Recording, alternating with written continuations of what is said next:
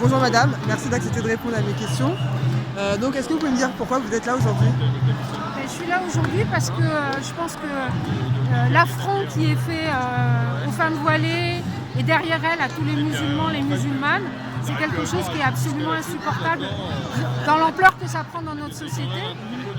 Ce qui s'est passé au conseil régional de Bourgogne-Franche-Comté avec cette femme, avec son enfant, c'est des actes qui ne sont pas isolés, c'est-à-dire que c'est des choses qui dans l'espace public se passent de façon régulière, dans les services publics, dans la rue. Et je pense que l'importance de cette manifestation, c'est aussi qu'il y ait une réaction très forte à ça, c'est-à-dire à cet événement-là, plus évidemment à l'événement qui a eu lieu à la mosquée de Bayonne un peu après.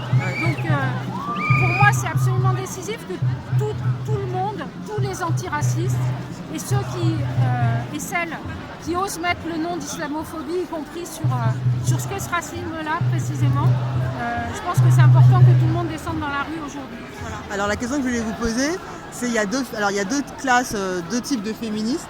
Et donc il y a des féministes qui sont pour venir justement soutenir cette manifestation et il y a des féministes qui sont contre. Et en fait, comment pourriez-vous expliquer peut-être à ces féministes ou donner un avis tout simplement sur l'utilité de venir à cette manifestation? Alors, je ne sais pas s'il y a deux types de féministes, il y en a peut-être encore beaucoup non, mais par rapport à cette question, Bien il y a un antagonisme. Voilà. Après, je pense que la libération des femmes sera l'œuvre des femmes elles-mêmes. D'accord. Donc, à un moment donné, c'est toutes les femmes qui doivent décider de comment elles agissent et comment elles se libèrent, c'est quoi la voie de leur autonomie. Et si ça passe par l'affirmation de positions, y compris religieuses, c'est quelque chose qu'on doit admettre. On doit admettre. Parce que moi, juste une dernière question, j'ai une hypothèse, c'est que dans ce monde, vous qui êtes chez Solidaire, capitaliste, on n'a plus beaucoup de rêves, on n'arrive plus à faire en sorte que les gens s'impliquent, croient en quelque chose. Est-ce que finalement, on ne va pas attendre vers plus de gens qui vont aller vers le religieux pour se sentir un petit peu en sécurité dans un monde où on est de moins en moins en sécurité, ne serait-ce que pour le droit du travail, les retraites, la solidarité entre les individus au travail? Moi, je ne saurais pas répondre à ça parce que moi-même, je ne suis pas religieuse. D'accord.